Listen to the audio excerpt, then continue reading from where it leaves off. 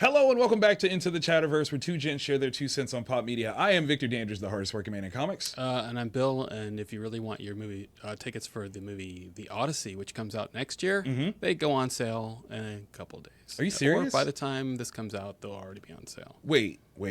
They're selling Odyssey tickets a whole year in advance? Yep, for the IMAX. Wow. Okay. I know I'm asking a crazy question. It's Christopher Nolan. Is that a bold move, or is that just a weird flex? I'm more curious from the standpoint of, because I haven't seen how many times they want it up. They may just want one 7 o'clock show. Okay. Which would make sense. Yeah. Because my biggest concern is, how long is this movie? That's true. It's gonna be a long one. You have no idea. Right. It could be 2 hours. Right. It's not going to be 2 hours. It's gonna be more than that. It could be 3 hours. Right. It probably won't be 3 hours. It'll probably be 3.5, Okay. 3:20, something like that. So you get that one showing that day. Yeah, and it kind of makes sense from a standpoint of getting it out there early and everything. But also, those people that bought tickets are like, oh, I totally forgot I bought tickets. Yeah, there's got to be some form of constant communication to remind you. Or it could also be no, I'm sorry, I can't go to your wedding because I've already committed to go seeing The Odyssey. Oh my God, that will end friendships for sure if that happens. Absolutely amazing. I saw the teaser, if that's what we even want to call it, for The Odyssey when I saw Superman the second time, and you talk about brief. It was boom, Odyssey, and you're like, oh, okay, this is a movie that's coming out. Gotcha. That's what a teaser should be. Yes. A teaser should not be more than a minute long. Listen, it wasn't. It was barely 15 seconds. And it was a teaser of a teaser of a teaser. But I appreciated how quick it was. All at the same time while making fun. That told me literally nothing. Amazing. It was that brief. To that end, obviously last weekend Superman came out at large. We saw it a few days earlier. There's been a lot of chatter about the success of this movie, especially in conjunction or comparison to the Snyderverse Man of Steel release. Overall, do you feel like that's a warranted comparison? Only from the standpoint that it's based on Superman. Yeah. But other than that, no, I don't think that they're two different movies. Yes. One is called Man of Steel for multiple reasons. Right. The more of it has to do with getting sued. Right. Tonal, they're a completely different movies. Way different movies. And from a color palette standpoint, they're also different movies. Completely, totally different franchises based on color palette. I think it's a fair comparison, but it's not the same. It's like saying, do I think that Henry Cavill's a better actor than David Cornsweet? No, because I don't. Right. It's such a small sample size. Right. And they're Henry hasn't had very many hits outside of the DC. Well, that is also true, especially when you consider what his first $1 billion feature film, he was a cameo piece, and that wasn't even his movie. So it doesn't say a lot of great things. Right. Which I totally understand. I do think, though, in relation to some of the things that we've said in previous episodes, one of the things that we kind of talked about was the fact that this Superman iteration did not have the typical James Gunn movie selection built into it. However, he did team up with Spotify and actually make playlists based on the characters. And looking at it, there's a Superman one, there's a Clark one, there's a Lex one, and that's as far as I've gotten so far. But they are solid showcases of typical James Gunn music-infused storytelling, and highly recommend, if you haven't checked those out yet, do that soon, because it's the thing that we were missing of sorts. And I think it's interesting because, again, that's one of those signature pieces of James Gunn's movies that we didn't get. But I also appreciate the fact that he put down his own signature, so to speak, so that we got a movie that was just more for us, for the general public. So I did appreciate that a lot more. Still, you've only seen it once. I've seen it twice. Anything else still kind of stick to you where you're like, yeah, no, I didn't love this part, or yes, I still absolutely loved this part? I think I'm like everybody else. I love the stuff with crypto, of course. And as much as people are downplaying the last post-credit scene, I did enjoy him pointing out that it's crooked. Yeah, that it was crooked, and how mad Mr. Terrific got about that. That was I'm still not sold on Nicholas Hoult. I love Nicholas Hoult as Lex Luthor. I don't have a problem with the way it was written. It's just that, and maybe it's because I'm thinking too much. Was it Charlie and the Chocolate Factory? Or was Nick in that one? He was Maybe. the kid. Yeah. It was Charlie. Yeah. Yeah, I'm kind of stuck on that, on his voice like that, and yeah, he's a grown up, but right. it doesn't have like a grown up voice, I guess. Okay. To me, and maybe that's using his American accent as opposed to his. To be fair, voice. no, I think that is kind of fair. Yeah. If we go back and look at Beast, does he sound more mature to you as Hank McCoy, or still kind of something a little bit, younger, lesser, whatever? Something. Well, I still think of his version of the Beast as a kid anyway. Yeah, because it's not Kelsey Grammer. And when I say kid, I don't necessarily mean like a teenager, right? But someone in their early 20s, I still think of as a kid. A lot of people think of them as kids. I do. I have some, so so I definitely think they're kids. Okay, all right. Definitely Crypto was a huge one for me when I took my daughters to see it. Crypto, slam dunk. And in fact, I just saw that dog adoption rates went up 500% after the movie. And I'm like, there you go. Yeah. I kind of want to send a note to Nick and be like, I told you. you should have had something at the theaters, because this is a huge, easy slam dunk opportunity. But whatever. So I think for me, Crypto was still fantastic. Second time around, I was able to identify what I thought would have made the movie a bit more iconic for me, and it was the concept of Superman making a decision. That should be the focal point of him becoming what he is in the greater DCU, especially with the Gods and Monsters concept. Okay. Now, obviously, like you said, James made a movie that was really just kind of for everybody. We could just watch it and enjoy it. It wasn't about trying to be iconic or make this definitive statement. What I did like, though, is on my second viewing, I saw where he could have done it and just didn't. And that's more than fine. As a writer myself, I'm like, no, he made a choice. And everything that I had as a add-on or something like that was no, it's just a matter of a different execution of the same choices. Because for me, the setup would have been Superman's been there for 3 years. But the thing that he specifically has been doing are very minor, either minor crime interventions, he's catching bank robbers before they get too far into it, or he's helping with natural disasters. Those are the things that he's doing. And Lois is the one that's you really kind of have a power set that you could do more. And he's like, well, I'm not really comfortable doing that. And she's like, yeah, but we might actually need it. And that's when he decides to intervene on the Baravian incident, and it causes a big conversation. And the whole idea for me was that would have been where Lex is like, I finally got him, because then Lex had been seeing him for 3 years, doing all these other things, and just kind of earmarked it if he decides, he will be a problem, and I'm going to make him decide, and this is how we get there.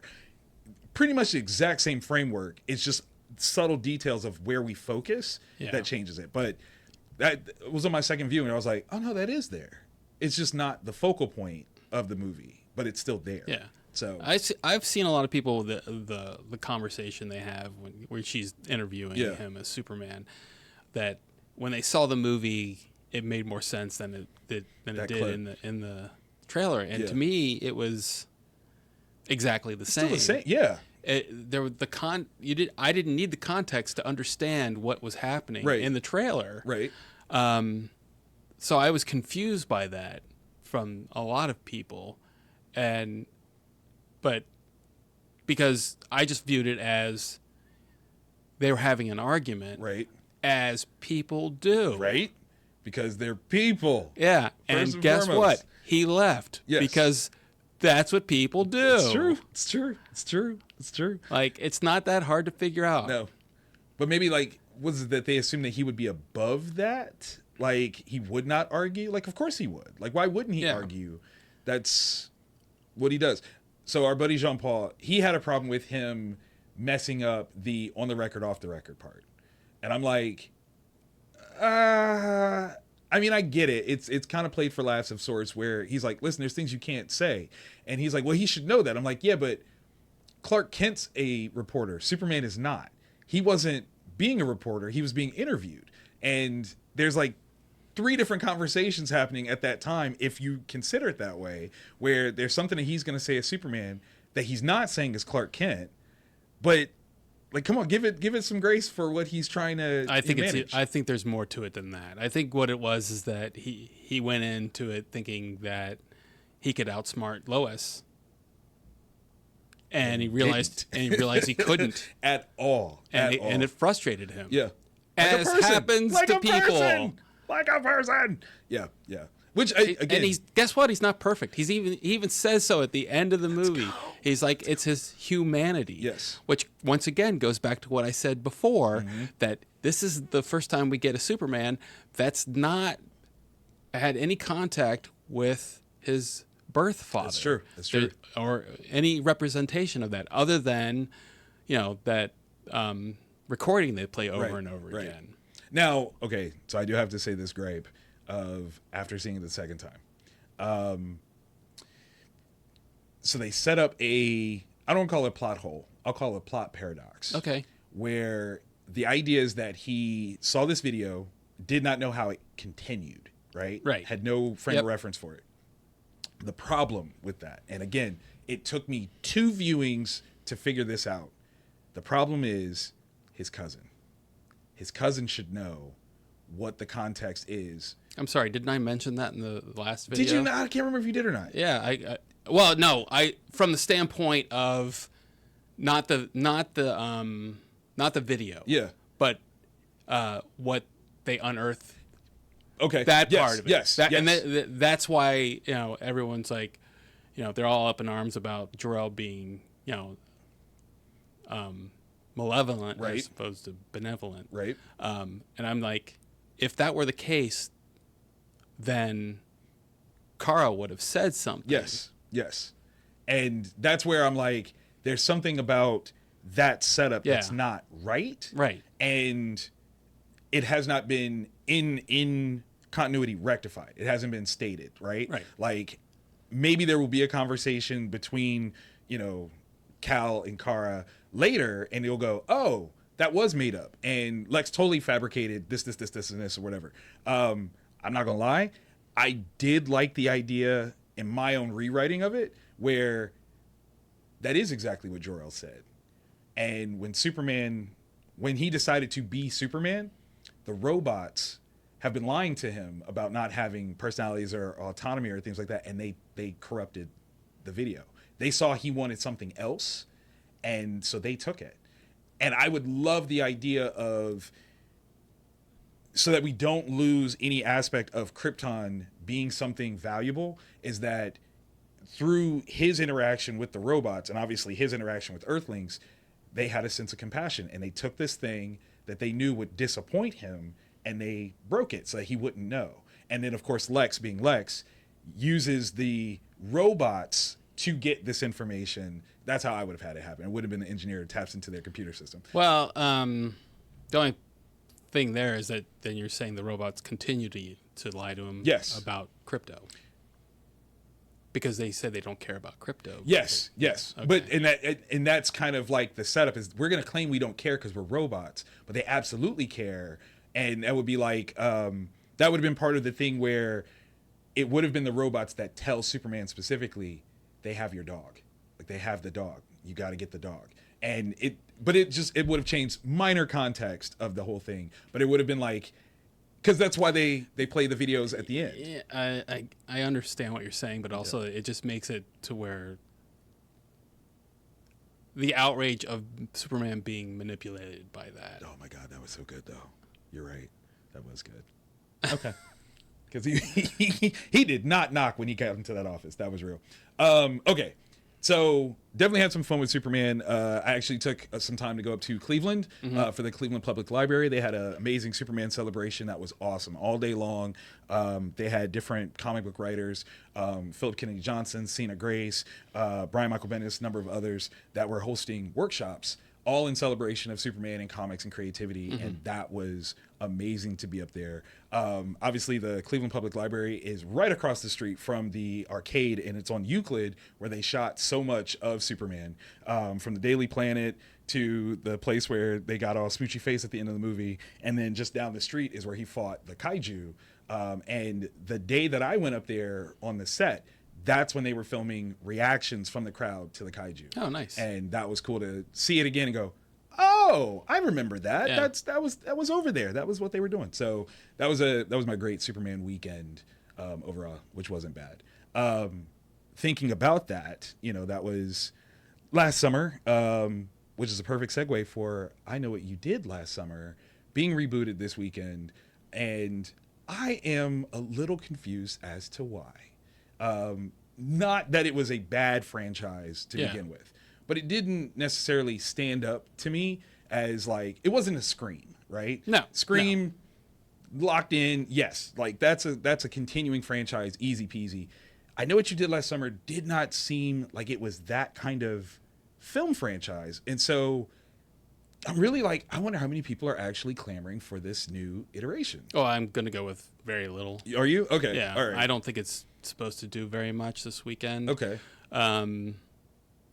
Yeah, the original was we'll call it a hit because what was it, a $17 million? $17 million. And, made like 72 or something like that. I thought it made like 100. 120. Oh wait, am I confusing which ones now? Cannot remember. Maybe you're right. Maybe at 125. Yes, it was 125. 125. Yeah, That's because right. it was like 50 million off from Scream. Right. But it had a sequel, and then that sequel had a straight to. Was there a third one? There was this third one, but I don't think it had anything to do with the first two. Okay. I'm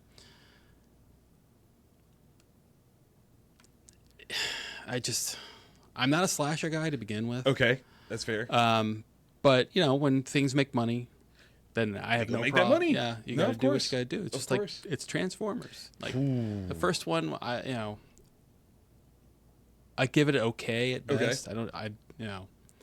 But the rest of them just completely fall off a cliff. They're so bad. But people they keep clamoring for them. They do. Until the end, and then they kind of reboot it with Bumblebee, and that was actually a good movie. And then they're like, oh yeah, we know how to screw this up by doing Beast Wars. Go all the way off the cliff. And apparently Michael Bay's coming back to that. I did see that. I don't know if that's a good idea or not. But if he's producer, that's fine. I heard he was directing. Yeah, so. I don't know. If there's explosions, I want Michael Bay. Fair. That's more than fair. I don't see anyone really caring about I Know What You Did Last Summer. Well, I know like it's seemingly set up as like this big vehicle for Jennifer Love Hewitt to come back. And I think that's an interesting point of view. But is that where you want to kind of create any sort of like franchise movie-wise, is because you get this star to kind of come back to it. Like, not for nothing, like Neve Campbell, she wasn't in the last Scream. I know she's supposed to be in the next one, but Scream kind of exists beyond her in a big way. Like, there was a moment where they took a totally different direction. Yeah. And it didn't have to center around her presence in it. For good or bad, they were able to do it. But to come back with it like that, like, I feel like that's kind of a strange bird. Like, even going into the Michael Myers series, it took a while before they brought like Jamie Lee Curtis back as Laurie Strode, and then all the different story beats for that. Because I think Michael Myers proved to stand on his own outside of that story arc. Yeah. Do we have that with like? What do we have here with this series? I have no idea. Okay. I'm at a loss for this. I see it being made. And I'm like, if they're not gonna spend a lot of money on it, then yes, I get it. Okay. But But I don't understand the going back to the well on this. Right. At all. I think that's really kind of my thing is like, yes, there's iconography of, the fisherman, the hook, like we get that. But like the setup of the original movie was like a bad circumstance. It wasn't even that they did something like truly evil where, they murdered this guy. Like they accidentally killed someone and tried to cover it up. Yeah. Definitely wrong, right? Yeah. But not in the same way of like, and now I'm going to hunt you down and kill all of you on purpose, and you weren't even dead. Like I think that was the part that got me. It was like, bro, you were just hurt. Like you now murdered people for what? And the character, as I remember, because it literally has been 20 years since I've seen it, he doesn't survive. So it's not like a Leatherface situation. It's not, where it's Jason, where there's this kind of like supernatural idea of he comes back. So why are we here? Like, what is up with this story? It's kind of weird. Yeah, like I said, I don't know. Okay. And I have a hard time caring. I really do. No, that's fair.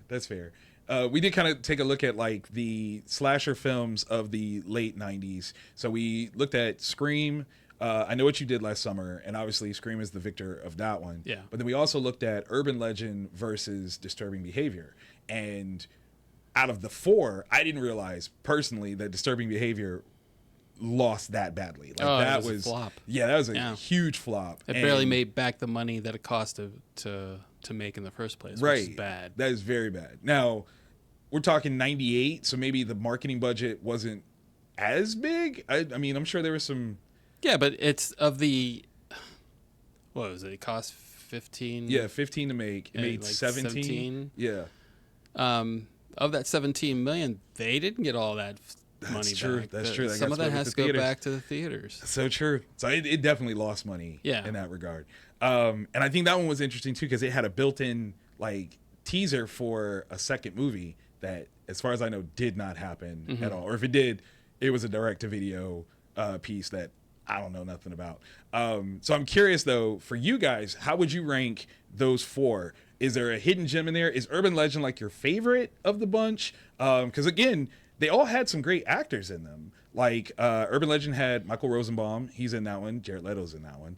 I think it's Joshua Black is in that one. No. What is his name? He was Casey in Dawson's Creek. What's that child? Jackson. There we go. Joshua Jackson. Sorry. Joshua Black? Mighty Ducks. Oh, he was in Mighty Ducks. That's right. That's right. Disturbing Behavior had Nick Stahl, James Marsden. He was in that one. I'm trying to think who else was in that one. Is that a throwback to Superman there? A little bit. So yeah, just like they had some good people in it. Yeah.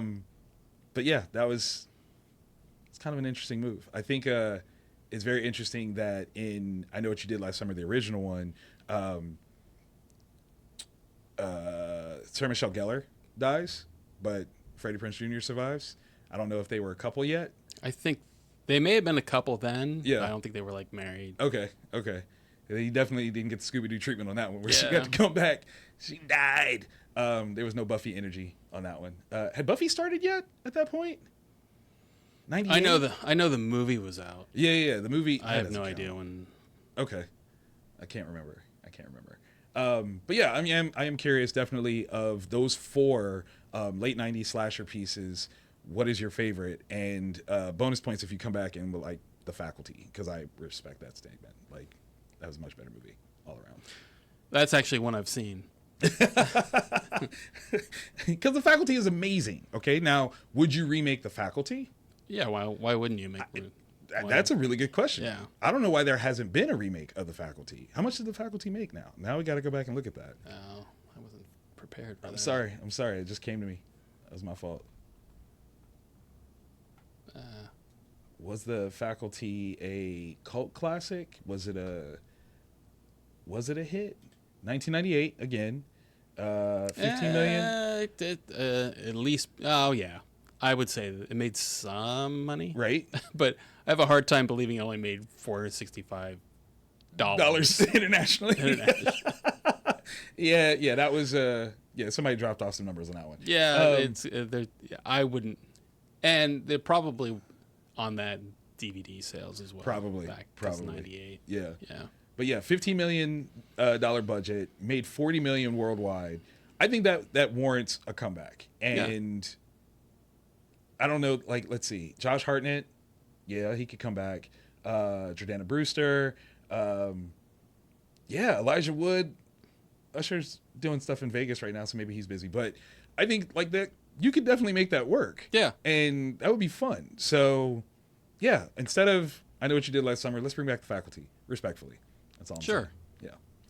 On that note, guys, we're going to tune out here. Thank you guys for tuning into the Chatterverse. Once again, I'm Victor Dandridge, the Horse Working Man in Comics. I'm Bill, and I'll see you at San Diego. Yeah.